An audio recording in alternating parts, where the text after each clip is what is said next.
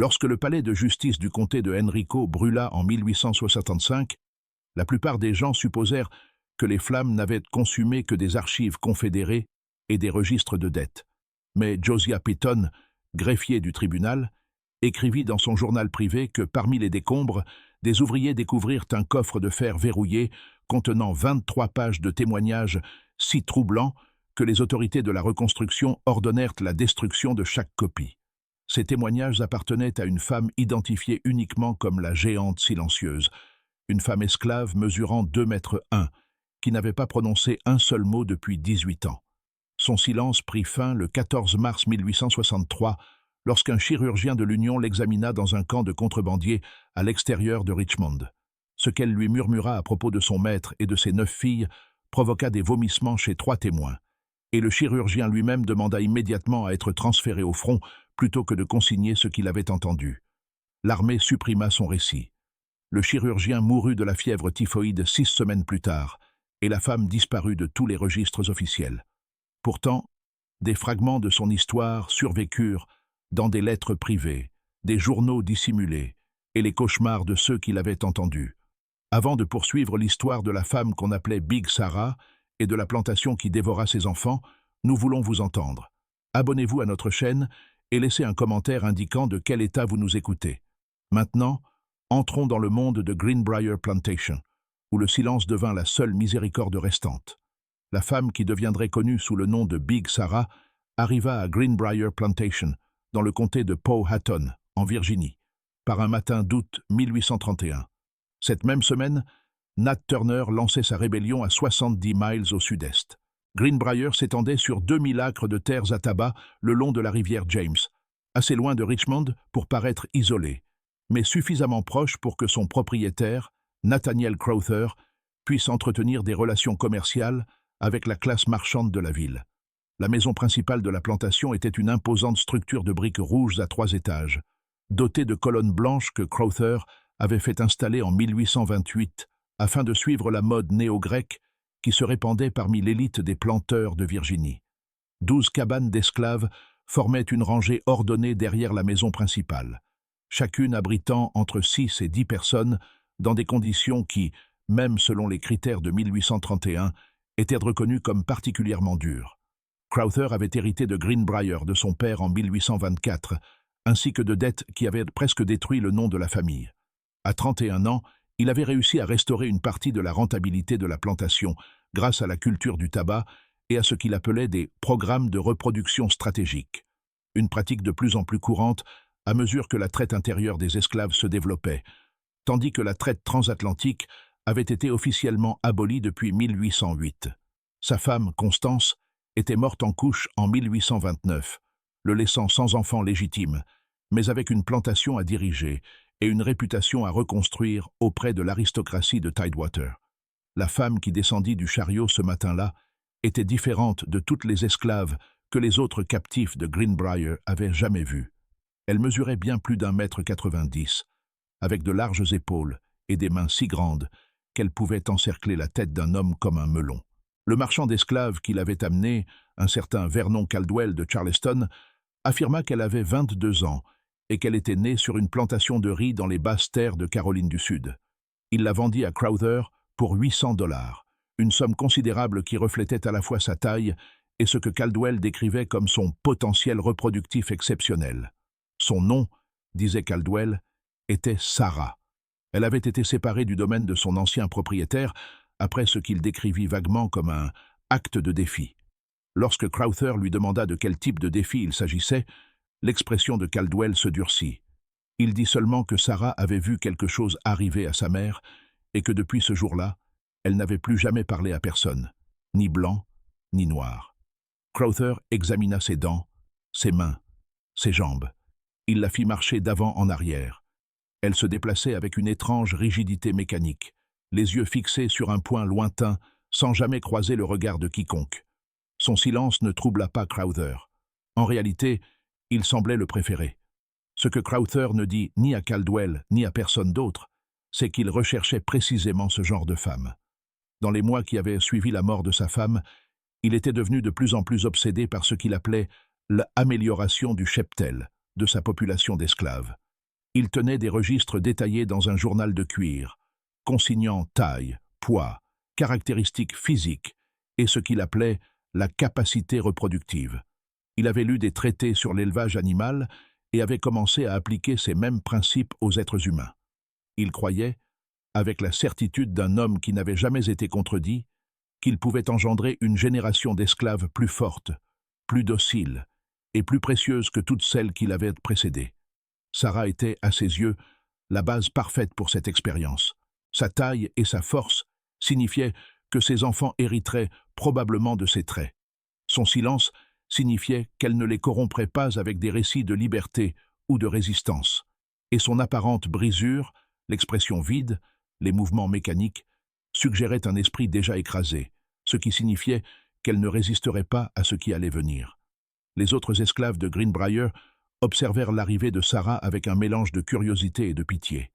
Une femme âgée nommée Bess, qui faisait office de matriarche officieuse des quartiers d'esclaves, dit plus tard à une autre captive qu'elle avait immédiatement compris que quelque chose n'allait pas chez Sarah. Pas dans son esprit, expliquait Bess, mais dans son âme. Elle avait déjà vu ce regard chez des personnes ayant été témoins de choses si terribles que les mots ne pouvaient plus les contenir.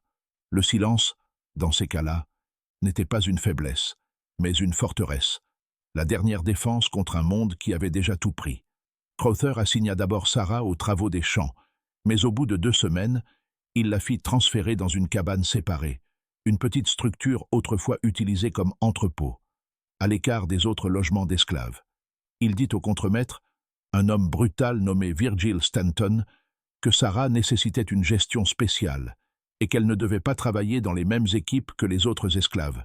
Stanton, qui travaillait pour Crowther depuis 3 ans et avait appris à ne pas remettre en question les instructions les plus étranges de son employeur, se contenta d'acquiescer.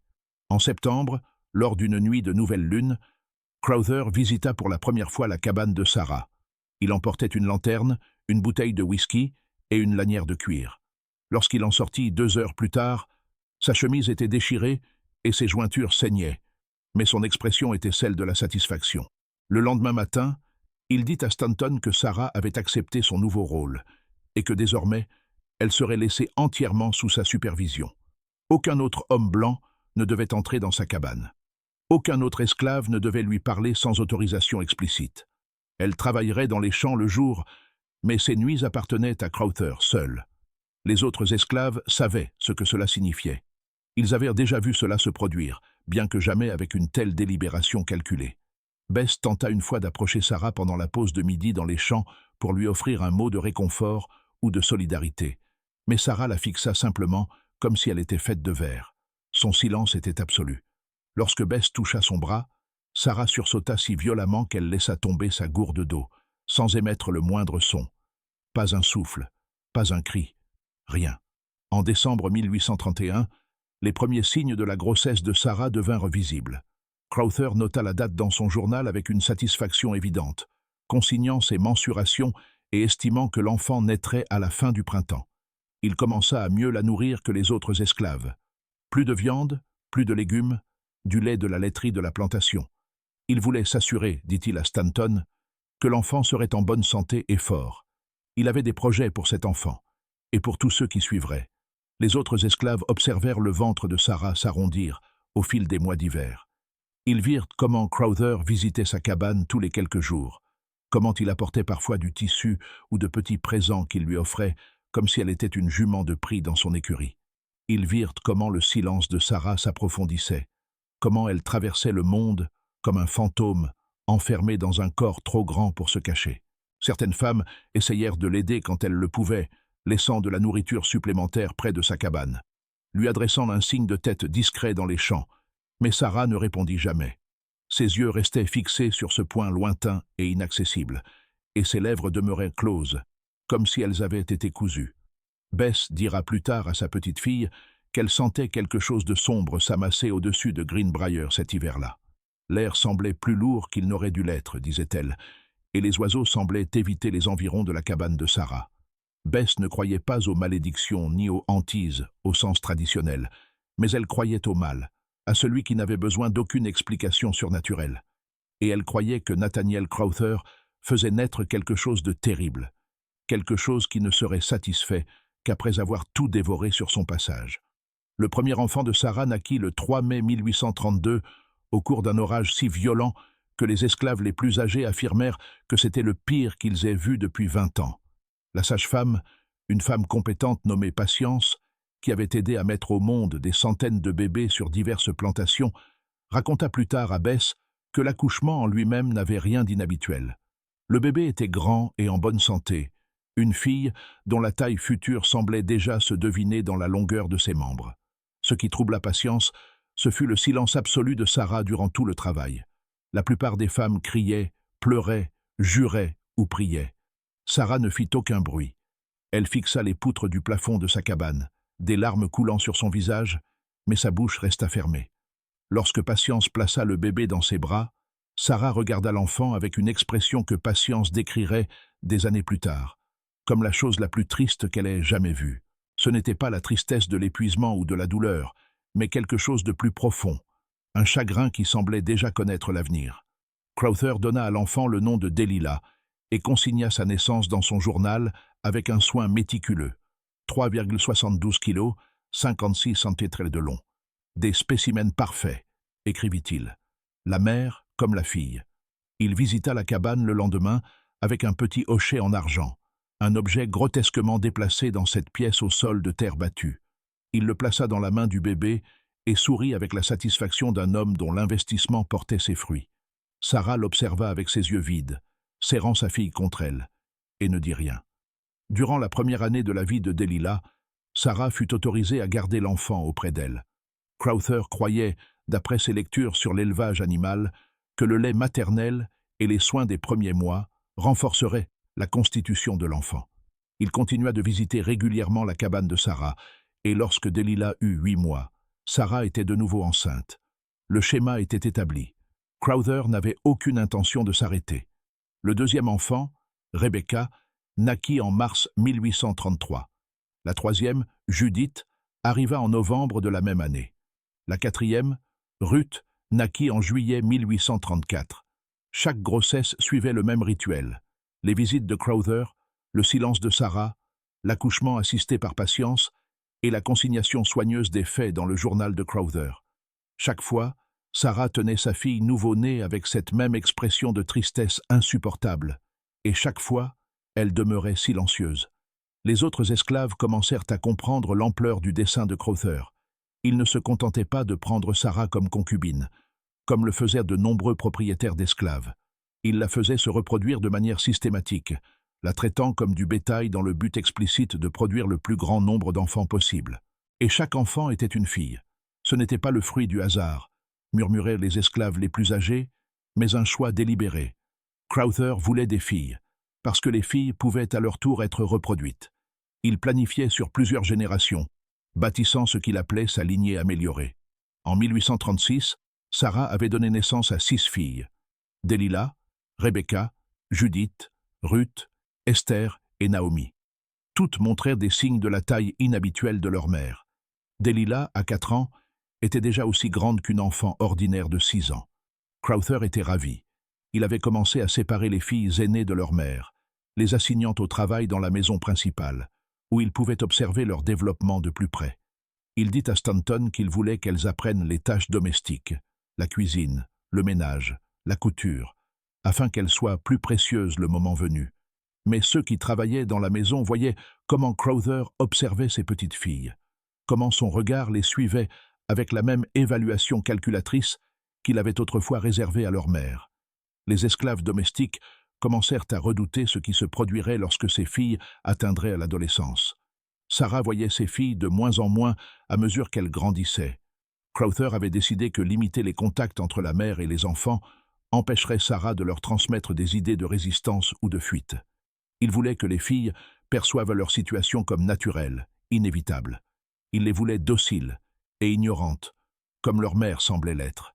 Ce que Crowther ne comprenait pas, ce que son arrogance l'empêchait de voir, c'est que le silence de Sarah n'était pas de la soumission, c'était du calcul. À la fin de l'année 1836, 2 événements survinrent et mirent en marche la tragédie qui hante encore le comté de Powhatan. Le premier fut l'embauche d'un nouveau contremaître. Virgil Stanton était mort en août de cette année-là, frappé à la tête par un mulet, une fin que beaucoup jugèrent appropriée pour un homme cruel. Son remplaçant était un homme plus jeune, Edmund Yancey, récemment arrivé de Caroline du Nord. Yancey était efficace et brutal, mais contrairement à Stanton, il était aussi curieux. Il remarquait des choses. Il tenait ses propres registres et commença à s'interroger sur la grande femme silencieuse vivant dans la cabane isolée, ainsi que sur le nombre croissant de fillettes à la peau claire qui ressemblaient étrangement à leur maître. Le second événement fut que Sarah tomba enceinte pour la 7e fois. Mais cette grossesse était différente des autres. À la fin du 2e trimestre, il devint évident qu'elle portait des jumeaux. Patience, en l'examinant dans la cabane, sentit 2 têtes distinctes et informa Crowther qu'il pouvait s'attendre à 2 filles supplémentaires au printemps. L'excitation de Crowther était presque enfantine. Des jumeaux signifiant que son programme de reproduction était encore plus réussi qu'il ne l'avait espéré. Il doubla les rations alimentaires de Sarah et lui interdit tout travail au champ. Elle était désormais trop précieuse pour courir le moindre risque. Les jumelles, Anna et Abigail, naquirent le 22 mars 1837. Toutes 2 survécurent. Toutes 2 étaient en bonne santé. Et toutes 2 étaient des filles. Crowther avait maintenant 8 filles issues de Sarah, âgées de Delilah, 5 ans, aux nouveau-nés Anna et Abigail. Dans son journal, il calcula que si le schéma se poursuivait, Sarah pourrait encore donner naissance à au moins 6 enfants avant la fin de ses années de fertilité. Il avait déjà commencé à planifier l'avenir de Delilah. Elle aurait 12 ans en 1839. À 13 ou 14 ans, elle pourrait commencer à enfanter à son tour. Le cycle continuerait, s'étendant de manière exponentielle, créant une dynastie d'esclaves qui ferait de Greenbrier la plantation la plus prospère du comté de Powhatan. Mais quelque chose avait changé chez Sarah après la naissance des jumelles. Patience le remarqua la première. Sarah avait toujours été silencieuse. Mais désormais, quelque chose d'autre habitait son regard. Non plus le vide, mais l'intensité. Elle observait ses filles, nouveau-nées, avec une expression qui n'était plus simplement triste. Elle était concentrée, déterminée. Pour la première fois en 6 ans, Patience vit la mâchoire de Sarah se crisper dans ce qui ressemblait à de la rage. Par une nuit froide de novembre 1837, 6 mois après la naissance des jumelles, des cris éclatèrent dans la maison principale. Les esclaves des quartiers entendirent Crowther hurler, puis le fracas d'un objet lourd. Yancey sortit de sa cabane avec un pistolet et courut vers la maison. Ce qu'il découvrit à l'intérieur deviendrait l'objet de chuchotements pendant des décennies, bien que les archives officielles n'en disent presque rien. Delilah, âgée de 5 ans, était recroquevillée dans un coin du bureau de Crowther, sa robe déchirée. Crowther lui-même saignait d'une blessure à la tête causée par un chandelier en laiton gisant sur le sol. Et debout dans l'embrasure de la porte, silencieuse comme toujours, mais bloquant toute issue de sa carrure massive, se tenait Sarah. Dans sa main, elle tenait un couteau de cuisine. Elle avait réussi à quitter sa cabane verrouillée, à se rendre jusqu'à la maison principale, et à trouver sa fille dans le bureau de Crowther. Ce qu'elle avait exactement vu ne fut jamais consigné officiellement, mais les implications étaient d'eau claire pour tous les présents. Yancey leva son pistolet, visant la poitrine de Sarah. Pendant un long moment, personne ne bougea. Puis Sarah fit quelque chose d'extraordinaire. Pour la première fois depuis son arrivée à Greenbrier 6 ans plus tôt, elle regarda directement Crowther. Elle le fixa avec une expression de haine si profonde que Yancey confia plus tard à sa femme que cela lui glaça le sang. Puis, toujours le couteau à la main, elle se tourna et sortit de la maison. Elle ne courut pas. Elle marcha simplement, avec cette même démarche mécanique, en direction de sa cabane. Crowther, essuyant le sang sur son visage, hurla à Yancey de lui tirer dessus. Mais Yancey hésita. Quelque chose dans le départ calme et délibéré de Sarah l'avait profondément troublée. Elle ne fuyait pas comme quelqu'un qui craignait le châtiment. Elle se retirait comme quelqu'un qui avait accompli exactement ce qu'il avait voulu faire. Avant que Yancey ne puisse se décider, Sarah avait disparu dans l'obscurité. On la retrouva le lendemain matin, assise dans sa cabane avec sa 9e fille, un nouveau-né qu'elle avait mis au monde seule durant la nuit. Personne n'avait même su qu'elle était de nouveau enceinte. Le bébé, que Crowther nommerait Myriam, était petite mais vivante. Sarah était assise, tenant l'enfant, du sang séché sur les cuisses, le couteau de cuisine posé délibérément sur le sol devant elle. Elle fixait droit devant elle, silencieuse comme toujours, attendant ce qui viendrait ensuite. Crowther se trouva face à un dilemme. Selon la loi et les usages, l'attaque de Sarah contre un homme blanc, même pour défendre sa fille, était un crime passible de la peine de mort. Il pouvait la faire pendre ou la vendre. Mais cela signifiait perdre son programme de reproduction, sa lignée améliorée et la fortune qu'il croyait que ses enfants représentaient. Après une semaine de délibération, il prit sa décision. Sarah serait punie, mais pas tuée. Elle serait enfermée dans sa cabane de façon permanente, libérée uniquement pour les besoins physiques strictement nécessaires. Elle ne verrait plus jamais ses filles. Et pour s'assurer qu'elle ne puisse plus jamais attaquer qui que ce soit, Crowther fit forger par un forgeron un collier de fer qui resterait en permanence autour de son cou, relié par une chaîne boulonnée au mur de la cabane. La chaîne était assez longue pour lui permettre de se déplacer dans l'espace exigu, mais pas assez pour atteindre la porte. Les autres esclaves observèrent l'exécution de cette sentence avec horreur. Bess pleura ouvertement, ce qui lui valut 10 coups de fouet de la part de Yancy. Les esclaves domestiques qui s'étaient occupés des filles de Sarah eurent l'interdiction de parler de ce qui s'était passé. Et Edmund Yancy, qui avait vu quelque chose ce soir-là dans le bureau de Crowther qu'il ne parvenait pas à formuler, commença à tenir un journal secret, un registre d'observation qui se révélerait crucial des années plus tard. La punition de Sarah commença en décembre 1837. Pendant les 4 années qui suivirent, elle vécut dans cette cabane, enchaînée comme un animal, visitée uniquement par Crowther pour ses propres desseins et par patience lorsque des naissances nécessitaient des soins médicaux. Elle donna naissance à sa 9e fille durant cette première année de captivité. Elle ne revit jamais Delilah. Elle ne tint jamais Rebecca, ni Judith, ni aucun de ses autres enfants. Et elle ne parla jamais, jamais. Mais le silence, comme Bess l'avait compris des années plus tôt, peut être une arme. Et Sarah affûtait la sienne à chaque jour qui passait.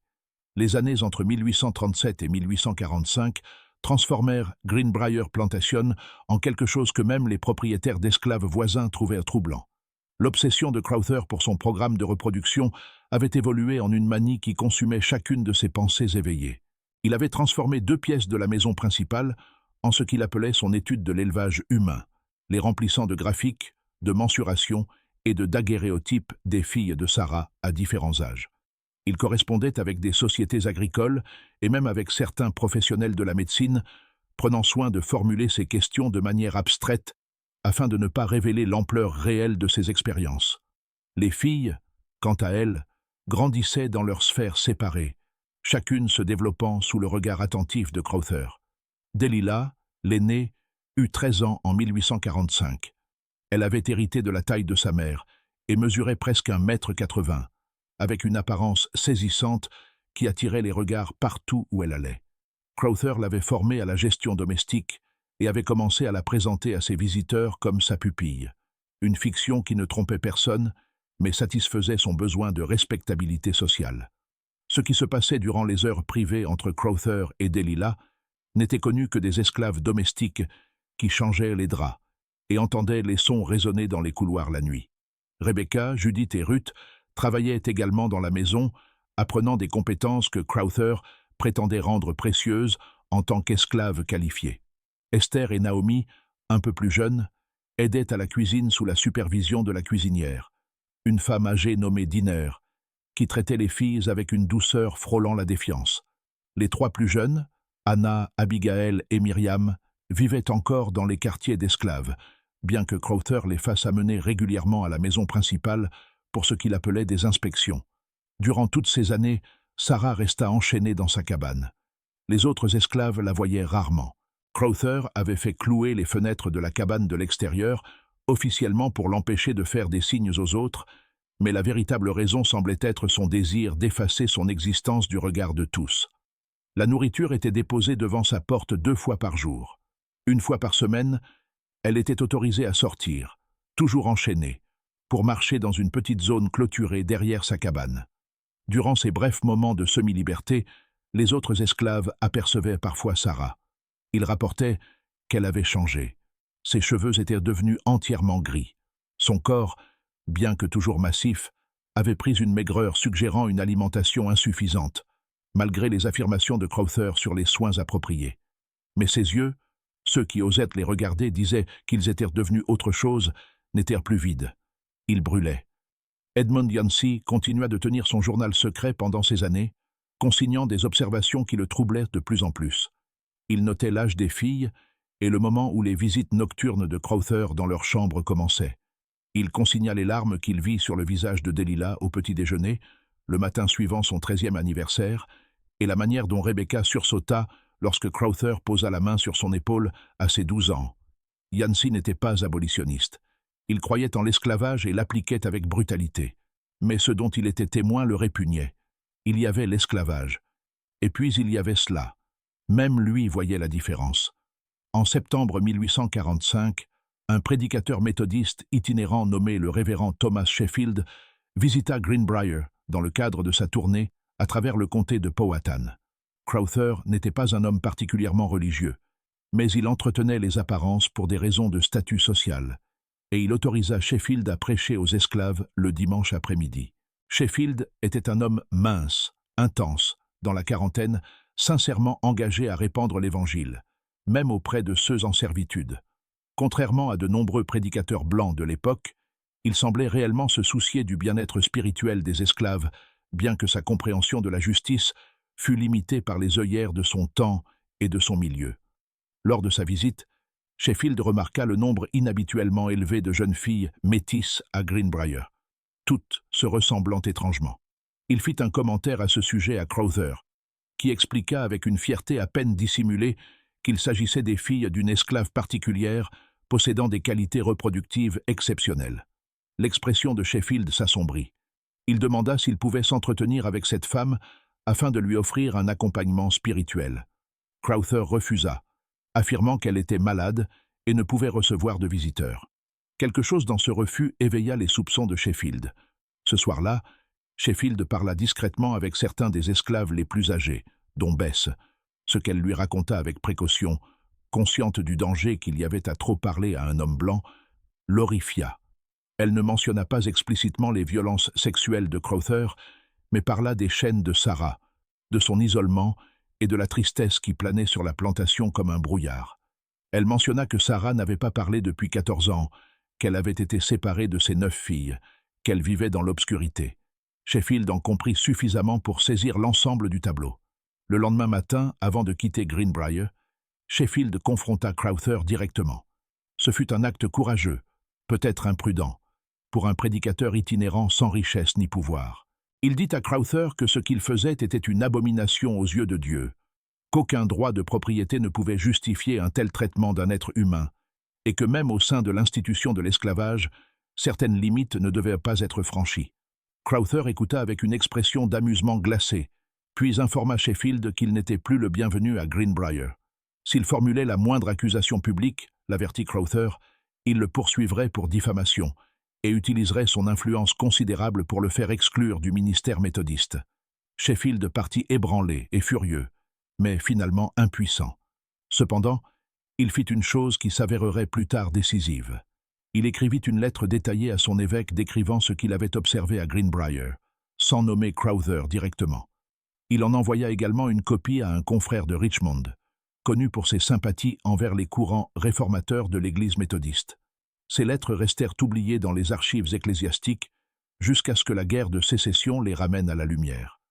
En décembre 1845, quelque chose changea dans la cabane de Sarah. Patience, qui continuait de répondre à ses besoins médicaux, le remarqua. Lors d'une visite de routine, Sarah avait commencé à graver des marques sur les murs, des traits regroupés par 5, comme un prisonnier comptant les jours. Mais ces marques ne semblaient pas compter le temps de manière linéaire. Elles étaient organisées en 9 colonnes, chacune contenant un nombre différent de marques. En regardant de plus près, Patience comprit avec un frisson que chaque colonne correspondait à l'une des filles de Sarah. Sarah les suivait. Elle suivait leur âge. Elle comptait. Patience ne dit rien à Crowther de cette découverte. Mais cette nuit-là, allongée dans son propre lit dans les quartiers d'esclaves, elle ne parvint pas à dormir. Elle ne cessait de penser à ces marques sur le mur, à leur précision méthodique, à leur organisation. Sarah n'avait pas parlé depuis 14 ans, mais son esprit n'était pas silencieux. Elle se souvenait, elle planifiait, et d'une manière ou d'une autre, Patience savait que ce que Sarah préparait serait terrible. Le printemps 1846 apporta des changements à Greenbrier, qui accélérèrent la catastrophe à venir. Crowther, désormais âgé de 53 ans et de plus en plus convaincu du succès de son programme de reproduction, décida d'étendre ses opérations. Il acheta 3 autres femmes esclaves, choisies spécifiquement pour leur taille et leur force physique, dans l'intention de reproduire son succès avec Sarah. Il fit également construire 3 nouvelles cabanes près de celle de Sarah, chacune conçue avec les mêmes dispositifs d'isolement: fenêtres condamnées, portes renforcées et anneaux de fer scellés dans le sol pour les chaînes. Les autres esclaves observèrent ces préparatifs avec une peur croissante. Ils comprenaient ce que Crowther projetait et savaient que le sort de Sarah allait être reproduit 3 fois encore. Mais Crowther était devenu négligent dans son assurance. Il passait davantage de temps à Richmond, fréquentant d'autres planteurs et présentant même un exposé devant une société agricole sur les techniques améliorées de reproduction de la main-d'œuvre. Un discours suffisamment abstrait pour paraître respectable, mais assez précis pour mettre mal à l'aise certains membres de l'auditoire. Durant ses absences, la gestion quotidienne de Greenbrier reposait de plus en plus sur Edmund Yancey, dont le dégoût privé pour les méthodes de Crowther avait mûri en quelque chose qui ressemblait de plus en plus à une crise de conscience. Yancey ne s'était jamais considéré comme un homme moral. Il avait fouetté des esclaves, séparé des familles et imposé la discipline brutale qui faisait fonctionner la plantation. Mais l'exploitation sexuelle systématique de Sarah et de ses filles par Crowther franchissait une limite que même Yancey trouvait intolérable. Ce n'était pas qu'il pensait l'esclavage mauvais, il ne le pensait pas, mais il croyait que même au sein de cette institution malfaisante, il existait des règles, des frontières, des traditions qui séparaient la civilisation de la sauvagerie. Crowther avait abandonné tout cela au nom de son obsession. En avril 1846, Yancey fit quelque chose qui lui aurait valu la mort si Crowther l'avait découvert. Un après-midi, alors que Crowther se trouvait à Richmond, il déverrouilla la porte de la cabane de Sarah et resta sur le seuil, sans entrer, se contentant de regarder à l'intérieur. Sarah était assise sur son matelas de paille, le collier de fer autour du cou, la chaîne tendue jusqu'au mur. Elle le fixa de ses yeux brûlants et, pendant un long moment, aucun des deux ne bougea. Puis Yancey parla. Il dit: « Je sais ce qu'il t'a fait. Je sais ce qu'il fait à tes filles. Je ne peux pas l'arrêter. Mais je veux que tu saches que quelqu'un le voit. Quelqu'un le sait. » Sarah le regarda, son expression inchangée. Puis, lentement, elle leva la main et désigna le mur où elle avait gravé ses marques, les 9 colonnes représentant ses 9 filles. Yancey regarda ces marques et comprit. Elle ne demandait pas de la compassion.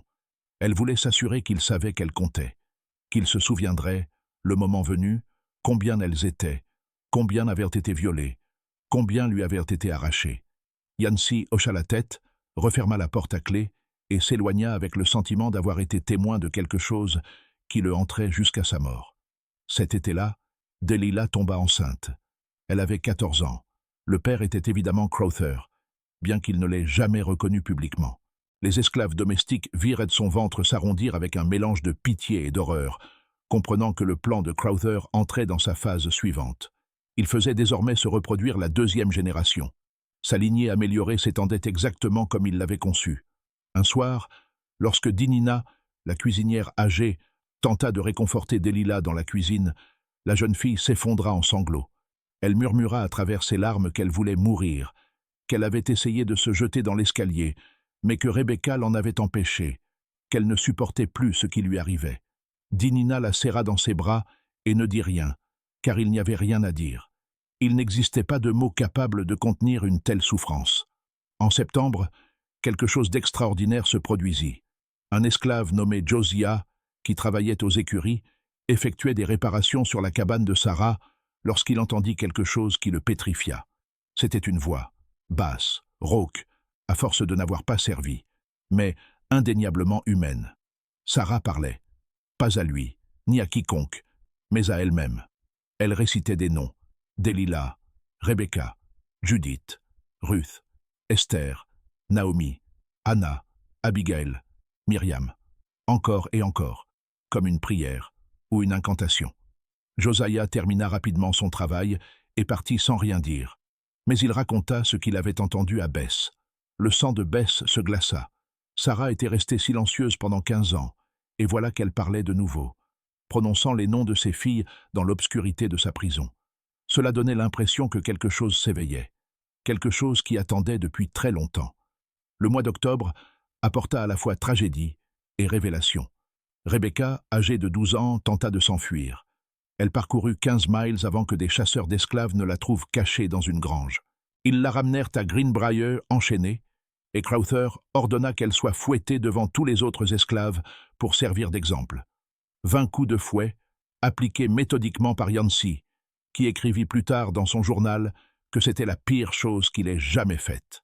Rebecca cria pendant les 10 premiers coups, puis se tut pour les 10 suivants, son esprit se retirant là où les gens vont quand le corps ne peut plus se défendre. Lorsque ce fut terminé, Crowther annonça que Rebecca serait vendue dans la semaine. Il avait décidé qu'elle exerçait une mauvaise influence sur ses sœurs. Cette annonce provoqua quelque chose d'inattendu. Delilah, le ventre désormais visiblement gonflé de l'enfant de Crowther, s'avança et parla devant tout le monde. Elle dit « Vous ne pouvez pas la vendre, c'est ma sœur. Si vous la vendez, je dirai à tout le monde à Richmond ce que vous nous avez fait. Je me tiendrai à un coin de rue et je le dirai à tous ceux qui voudront m'écouter. » Les esclaves retinrent leur souffle. Personne ne parlait ainsi à Crowther, certainement pas un esclave, et encore moins une fille enceinte de 14 ans. Le visage de Crowther devint violet de rage. Il s'avança vers Delilah, leva la main pour la frapper, puis s'arrêta. Il regarda son ventre, son investissement, ses profits futurs, et abaissa la main. Il déclara d'une voix crispée que Rebecca ne serait pas vendue, mais qu'elle passerait le mois suivant enfermée dans la cave à racines sous la cuisine, avec un minimum de nourriture et d'eau pour méditer sur ses péchés. Delilah avait remporté une petite victoire, mais tous comprirent qu'elle ne serait pas oubliée. Cette nuit-là, Yancey enfreignit de nouveau ses propres règles. Il se rendit à la cabane de Sarah et, parlant à travers la porte, lui raconta ce qui s'était passé avec Delilah et Rebecca. Il lui dit que Delilah était enceinte. Il lui dit que Rebecca avait tenté de s'échapper. Il ne savait pas pourquoi il ressentait le besoin de faire cela. Peut-être parce que Sarah n'avait aucun autre moyen de savoir ce qui arrivait à ses filles. Peut-être parce qu'il estimait qu'elle avait le droit de le savoir. Ou peut-être parce qu'il avait besoin que quelqu'un comprenne l'ampleur de ce qui se déroulait. Quand il eut fini de parler, il y eut un silence. Puis, de l'intérieur de la cabane, il entendit la voix de Sarah pour la première fois. Elle était plus grave qu'il ne l'avait imaginé, râpeuse après des années d'inutilisation. Elle prononça seulement 3 mots. « Elles sont à moi ». Yancey sentit un froid glacial lui parcourir l'échine. Il comprit que Sarah ne parlait pas de possession, mais d'identité. Ses filles étaient les siennes. Elles venaient de son corps, et ce qui leur arrivait lui arrivait à elle. Il s'éloigna de la cabane avec la certitude que quelque chose de terrible se préparait. Une tempête qui se rassemblait depuis 15 ans, et que lorsqu'elle éclaterait enfin, elle détruirait tout sur son passage. Novembre 1846 marqua les 15 ans de l'arrivée de Sarah à Greenbrier. En 15 ans, elle avait donné naissance à 9 filles. Elle avait été violée des centaines de fois. Elle avait été enchaînée comme un animal pendant 9 ans. Elle avait vu sa fille aînée entrer dans le même cauchemar qu'elle. Et à travers tout cela, elle avait maintenu son silence, non par soumission ou par défaite, mais pour autre chose, quelque chose de patient, quelque chose qui savait attendre. Au moment même où l'on croyait avoir compris toute l'horreur de ce qui se passait à Greenbrier, la situation s'intensifia d'une manière qui choquerait même ceux qui connaissent les chapitres les plus sombres de l'histoire américaine. Si cette histoire vous donne des frissons, partagez cette vidéo avec un ami qui aime les mystères sombres. Cliquez sur « J'aime » pour soutenir notre contenu et n'oubliez pas de vous abonner pour ne manquer aucune histoire de ce genre. Découvrons ensemble ce qui se passe lorsque le silence de Sarah se brise enfin. Le 1er décembre 1846, Delilah donna naissance à un fils. C'était le premier enfant mâle issu du programme de reproduction de Crowther, et son excitation frôlait la manie. Il nomma le garçon Nathaniel Jr. et annonça aux esclaves domestiques que cet enfant représentait l'avenir de Greenbrier. Un fils signifiait continuité, légitimité, dans son esprit dévoyé. Il pouvait revendiquer l'enfant comme son héritier, même si tous connaissaient la vérité sur sa naissance. Ce que Crowther n'avait pas prévu, c'était la réaction de Delilah à son fils. Au moment où elle tint le nourrisson dans ses bras, quelque chose changea en elle. Les esclaves de la maison le virent, un durcissement autour de ses yeux, un redressement de sa posture malgré l'épuisement. Elle regarda ce petit garçon né de la violence et de l'exploitation et prit une décision qui résonnerait dans les mois à venir. Elle refusa de l'allaiter. Lorsque Crowther exigea qu'elle nourrisse l'enfant, elle tourna le visage vers le mur et ne dit rien. On fit venir une nourrice, une autre femme asservie nommée Flora. Mais le rejet de son propre fils par Delilah créa une tension dans la maison que tous ressentaient. Yancy nota dans son journal que Delilah semblait suivre l'exemple de sa mère, celui d'un silence stratégique. Elle ne parlait que lorsque c'était absolument nécessaire, se déplaçait dans la maison comme une ombre et gardait les yeux baissés, sauf lorsqu'elle croyait que personne ne la regardait. Dans ces moments de relâchement, Yancy surprenait sur son visage des expressions qui lui rappelaient de manière troublante Sarah. La même intensité brûlante, la même impression de quelqu'un qui compte, calcule, attend. L'hiver 1847 fut brutal. La neige tomba tôt et resta tard, emprisonnant tout le monde à Greenbrier pendant des semaines. L'isolement semblait amplifier l'obscurité qui s'était abattue sur la plantation. Crowther passait de plus en plus de temps dans la maison principale, buvant abondamment, de façon obsessionnelle, surveillant ses filles et consignant leur développement dans ses journaux. Il avait commencé à porter son attention sur Judith, âgée de 13 ans, et les esclaves domestiques savaient ce que cela signifiait. Le cycle continuait, s'étendait, dévorait tout. En février, un événement se produisit qui allait s'avérer décisif. Rebecca, qui avait passé le mois précédent dans la cave à racines et en était ressortie changée, plus silencieuse, plus dure, fut surprise en train d'apprendre à lire à certains esclaves plus jeunes, à l'aide d'une Bible volée. L'alphabétisation des esclaves était illégale en Virginie, et enseigner la lecture était considéré comme une subversion dangereuse. Crowther entra dans une colère noire. Il fit de nouveau fouetter Rebecca. 10 coups cette fois-ci, mais même sous le châtiment, elle resta silencieuse. Quand tout fut terminé, elle regarda Crowther avec une expression de mépris si pure qu'il recula instinctivement. Cette nuit-là, Yancy prit la décision la plus dangereuse de sa vie. Il se rendit à la cabane de Sarah avec une lanterne et déverrouilla la porte. Il entra à l'intérieur pour la première fois depuis le début de son emprisonnement, 9 ans plus tôt. L'odeur était accablante, corps non lavé, déchets, désespoir. Sarah était assise dans un coin, la chaîne attachée à son collier de fer, ses cheveux gris pendant en mèches emmêlées. Mais lorsqu'elle leva les yeux vers lui, Yancy y vit de l'intelligence, de la concentration, un but. Il lui dit tout. Il lui parla du bébé de Delilah, du fouet infligé à Rebecca, de l'avenir réservé à Judith. Il lui dit que Crowther prévoyait de commencer à faire reproduire les filles plus jeunes dès qu'elles atteindraient la puberté. Il lui dit que les nouvelles cabanes étaient prêtes pour les 3 femmes esclaves récemment achetées.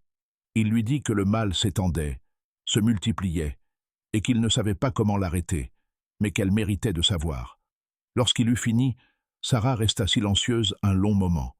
Puis elle parla, d'une voix rauque mais claire, « Combien de temps avant le printemps ?»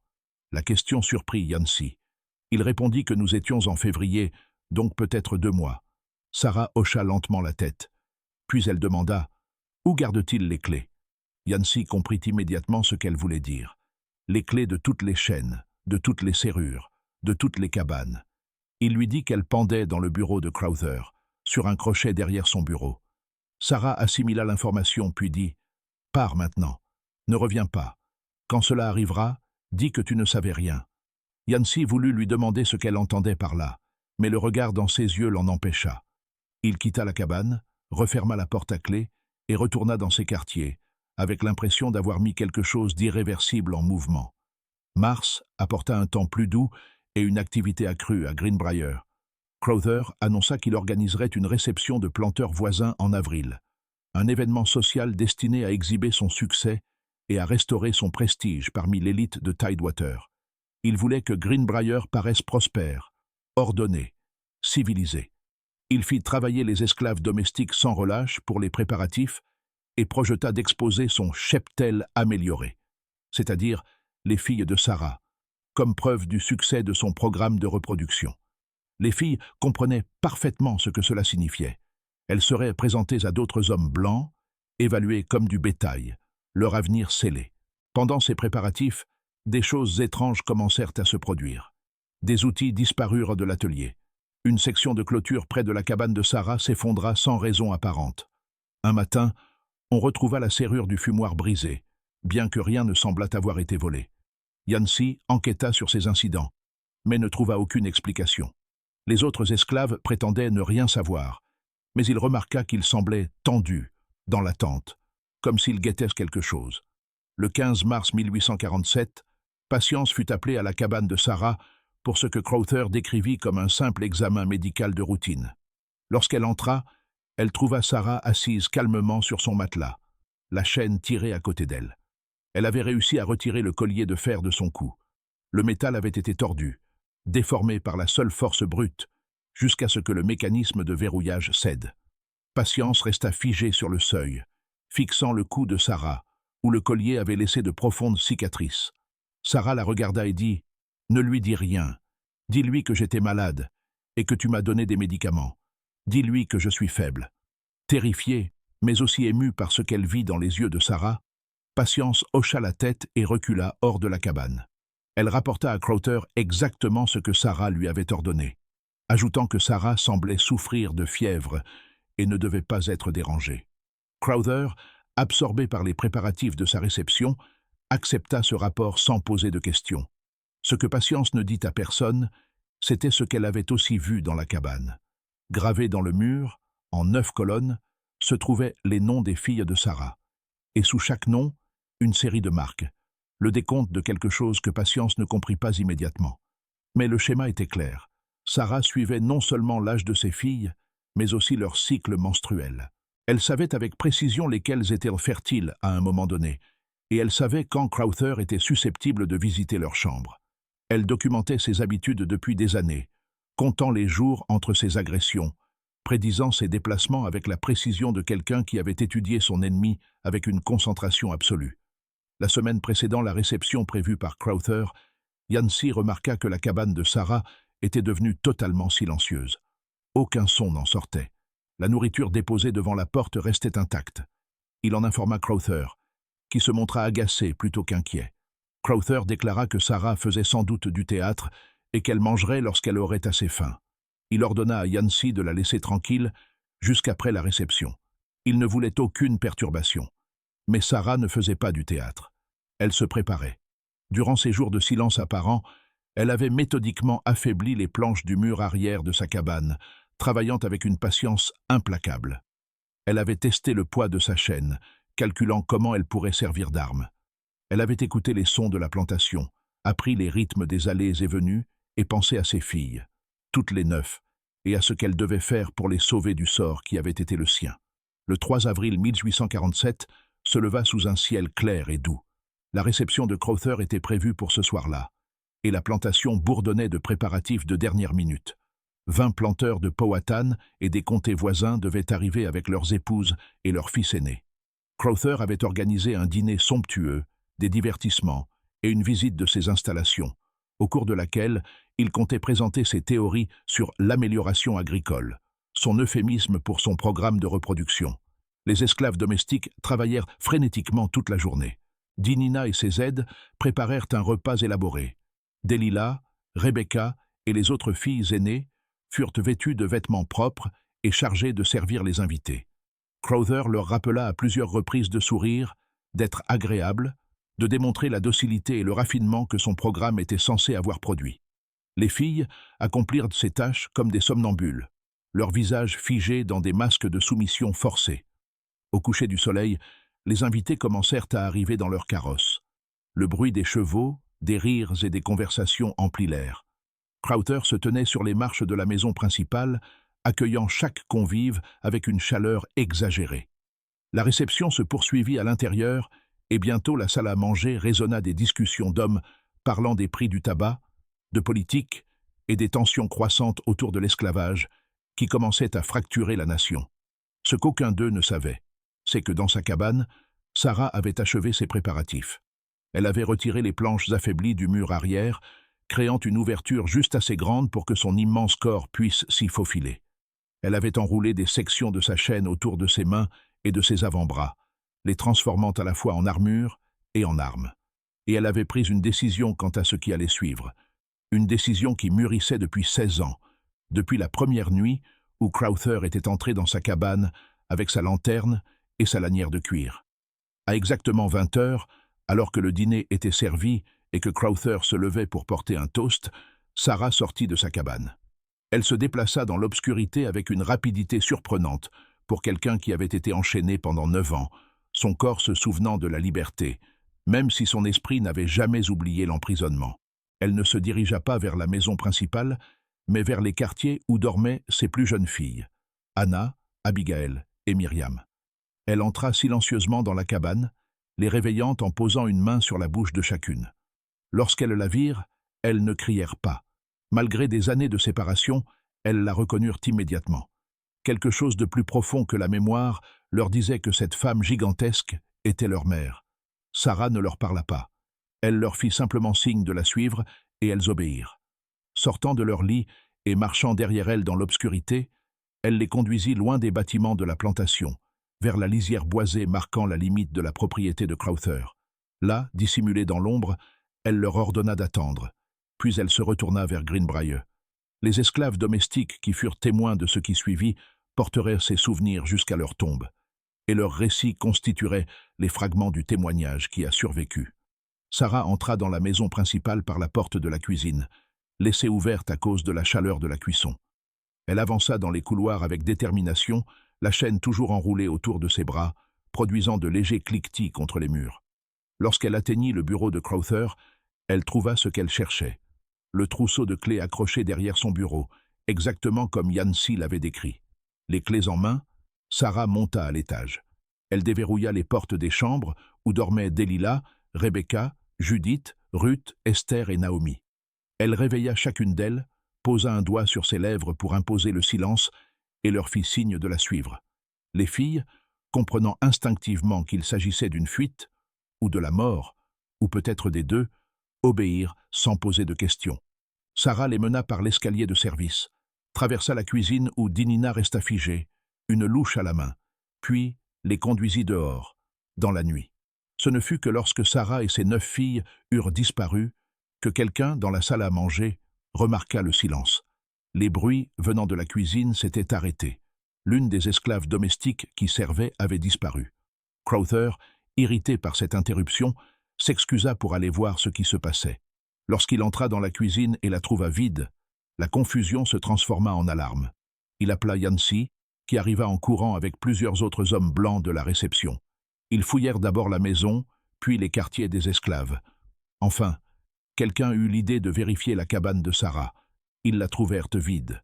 Le mur arrière éventré, la chaîne reposant en spirale sur le sol de terre battue, comme une peau abandonnée.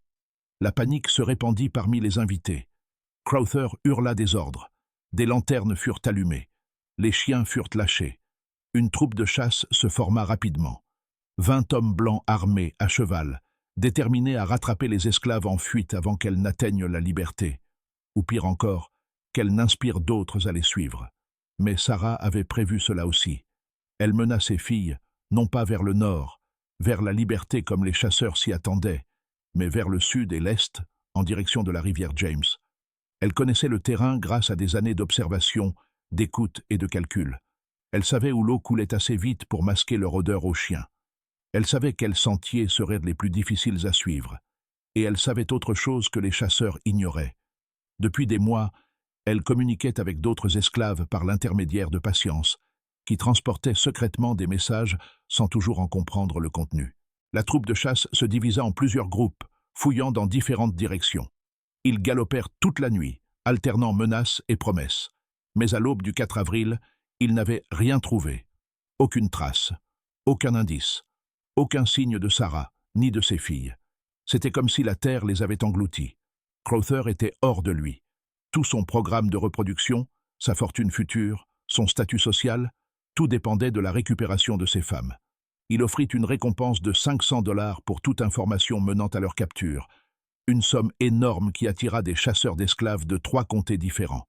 Mais les jours passèrent, puis les semaines, et toujours rien. Ce qui arriva réellement à Sarah et à ses filles devint matière à spéculation et à légende. Certains affirmèrent qu'elles avaient rejoint le chemin de fer clandestin et atteint la liberté au Canada. D'autres prétendirent qu'elles étaient mortes dans la nature, incapables de survivre sans ressources. D'autres encore murmuraient que Sarah avait tué ses filles elle-même plutôt que de les laisser être reprises. Un acte de miséricorde à la fois le plus terrible et le plus aimant qu'on puisse imaginer. Mais il y eut un témoin qui vit quelque chose suggérant une autre vérité. Edmund Yancey, qui avait rejoint les recherches, mais se montrait de plus en plus réticent à retrouver sa proie, chevauchait seul le long de la rivière James le 3e jour, lorsqu'il tomba sur une scène qui le hanterait à jamais. Sur un petit banc de sable au milieu de la rivière, il vit 9 tas de pierres, chaque tas soigneusement disposé, chacun surmonté d'une petite croix en bois faite de branches liées. Les croix étaient grossières, mais délibérées. Quelqu'un avait pris le temps de créer des marqueurs, des tombes ou des mémoriaux. Et debout dans l'eau près du banc de sable, seule sa tête visible à la surface, se tenait Sarah. Leurs regards se croisèrent à travers l'eau. Yancey ne leva pas son fusil. Il n'appela pas les autres.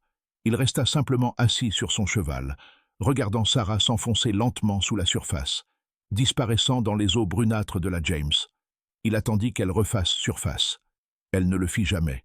Le courant était fort à cet endroit et la rivière profonde.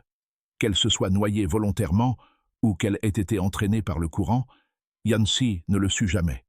Mais il comprit que ces 9 tas de pierres représentèrent quelque chose.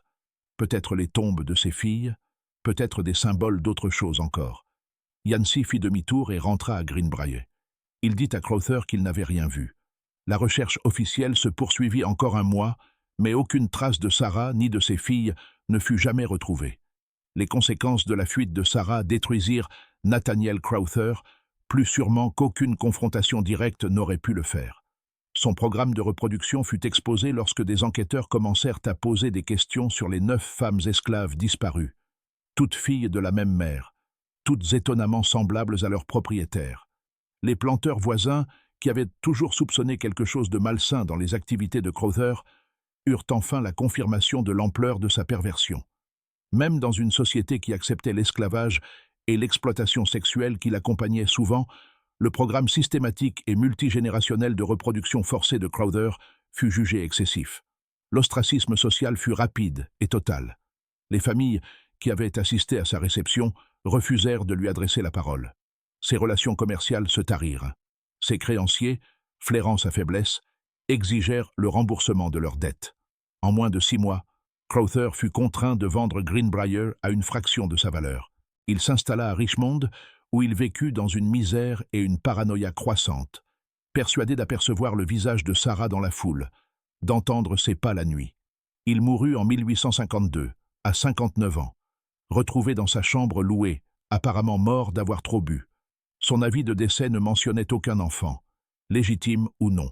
Edmund Yancey quitta Greenbrier peu après la fuite et ne travailla plus jamais comme contremaître. Il s'installa à Charlottesville et ouvrit une petite épicerie. Son journal privé, découvert après sa mort en 1881, fournit une grande partie des informations détaillées sur la vie à Greenbrier durant ces années terribles. Dans sa dernière entrée, datée de 3 jours avant sa mort, il écrivit « J'ai passé 34 ans à essayer d'oublier ce que j'ai vu dans cette plantation. J'ai échoué. Chaque nuit, je rêve du visage d'une femme dans la rivière, et je me réveille reconnaissant qu'elle se soit échappée, même si s'échapper signifiait se noyer. Certaines prisons sont pires que la mort. Elle le savait. J'espère que ses filles l'ont compris aussi. Le destin des 9 filles de Sarah demeure l'un des grands mystères de la Virginie d'avant la guerre de sécession. Malgré des recherches intensives et une récompense maintenue pendant 5 ans, aucune trace d'elles ne fut jamais retrouvée. Aucun chasseur d'esclaves ne signala de capture correspondant à leur description. Aucun journal du Canada ou des États du Nord ne mentionna leur arrivée. Elles disparurent, simplement. Cependant, des fragments intrigants d'indices possibles sont disséminés dans diverses archives. Une lettre d'un ministre méthodiste datée de 1848 mentionne la rencontre d'un groupe de femmes métisses remarquablement grandes dans une maison sûre Quaker en Pennsylvanie. Des femmes qui refusaient de donner leur nom ou de parler de leur passé. Une entrée de journal d'une institutrice de l'Ontario, en 1852, décrit 9 sœurs, toutes d'une taille inhabituelle, arrivées du Sud et vivant complètement repliées sur elles-mêmes, parlant rarement même entre elles. Un recensement de 1867, dans une petite communauté agricole du Michigan, mentionne une famille dirigée par une certaine Sarah D., 35 ans, de couleur, vivant avec 8 sœurs, bien que le nom de famille soit illisible à cause de dégâts causés par l'eau. Ces références pointent-elles vers la survie des filles de Sarah et leur reconstruction ailleurs? Ou s'agit-il de personnes entièrement différentes, leur ressemblance avec les filles de Sarah n'étant que coïncidence? Les archives historiques n'apportent aucune réponse définitive. Ce qui est certain, c'est que Greenbrier Plantation ne se remit jamais des événements d'avril 1847. La propriété changea de main 3 fois en 15 ans, chaque propriétaire signalant des difficultés financières et une incapacité à maintenir des travailleurs asservis sur les terres. Les esclaves affectés à Greenbrier rapportèrent se sentir observés, entendre des voix la nuit, découvrir des marques inexplicables gravées dans les murs, 9 lignes verticales, répétées encore et encore. Des croyances superstitieuses se développèrent autour du lieu, et à l'époque de la guerre de sécession, Greenbrier était pratiquement abandonné. La maison de la plantation brûla en 1864, durant la campagne de la vallée du général de l'Union Philip Sheridan, bien que Greenbrier se trouvât techniquement hors du parcours officiel de la campagne. Certains historiens pensent que des déserteurs confédérés auraient allumé l'incendie. D'autres estiment qu'il pourrait s'agir d'anciens esclaves réglant de vieux comptes. Les ruines restèrent debout pendant des décennies, s'effondrant lentement, jusqu'à ce que les derniers murs tombent en 1923. Aujourd'hui, l'emplacement où se trouvait autrefois Greenbrier n'est plus qu'un champ vide, reconquis par les pins de Virginie et le chèvrefeuille. Une plaque historique installée en 1994 mentionne brièvement l'existence de la plantation, mais ne dit rien de Sarah ni de ses filles. Les historiens locaux, qui connaissent l'histoire complète, débattent depuis des années de l'opportunité d'installer un marqueur plus détaillé, racontant la vérité sur ce qui s'est passé. Jusqu'à présent, aucun consensus n'a été trouvé. Il existe cependant un mémorial officieux, peut-être involontaire. Le long de la rivière James, à environ 5 km de l'ancien site de Greenbrier, un banc de sable apparaît lors des basses eaux de la fin de l'été. Sur ce banc de sable, des visiteurs rapportent parfois avoir trouvé des tas de pierres disposées en groupe. Les pierres sont des galets lisses de rivière, et leur disposition semble trop délibérée pour être naturelle. Des adolescents du coin, ignorants de l'histoire, les renversent parfois. Mais l'été suivant, les tas réapparaissent toujours, reconstruits par des mains inconnues. S'agit-il des mêmes amas commémoratifs qu'Edmund Yancey aurait vus en 1847? Presque certainement pas. Le cours de la rivière modifie constamment ses bancs de sable, et rien fait de pierre ne pourrait survivre intact plus d'un siècle. Pourtant, ces tas continuent d'apparaître, comme si une tradition s'était enracinée, transmise de génération en génération par des personnes qui ne savent peut-être même pas pourquoi. Elles élèvent des monuments à 9 femmes disparues dans l'obscurité américaine il y a plus de 170 ans. Le dernier mot sur Sarah et ses filles provint d'une source inattendue. En 1908, une femme nommée Clara Pemberton fit don des papiers de son défunt père à la Société historique de Virginie. Josiah Peyton avait été le greffier du palais de justice du comté de Henrico qui avait assisté à la destruction du témoignage de Sarah en 1865. Parmi ces documents se trouvait une seule feuille qu'il avait apparemment dissimulée aux autorités militaires, un fragment de la transcription originale. Elle contenait la réponse de Sarah à une question portant sur les raisons de son long silence. Sa réponse, consignée dans l'écriture méticuleuse d'un scribe de l'armée de l'Union, disait « Les mots sont ce qu'ils utilisent pour mentir. Je n'avais plus de mots qui n'aient pas été volés ou tordus. Alors j'ai conservé mon silence comme un couteau, aiguisé et propre, jusqu'au moment où je pourrais m'en servir pour nous libérer. Mes filles ont appris de mon silence que survivre n'est pas se soumettre, attendre n'est pas accepter, et qu'une femme qui ne parle pas peut malgré tout être en train de préparer la façon de brûler le monde qui a tenté de la briser.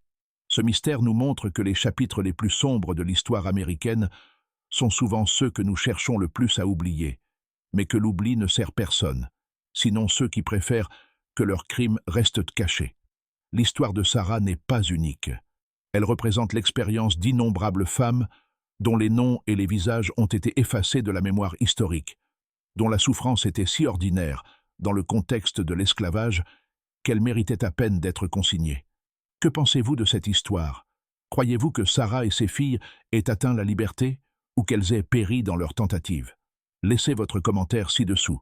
Si ce récit vous a plu et que vous souhaitez davantage d'histoires sombres comme celle-ci, abonnez-vous, activez la cloche de notification et partagez-le avec quelqu'un qui aime les mystères. À la prochaine vidéo.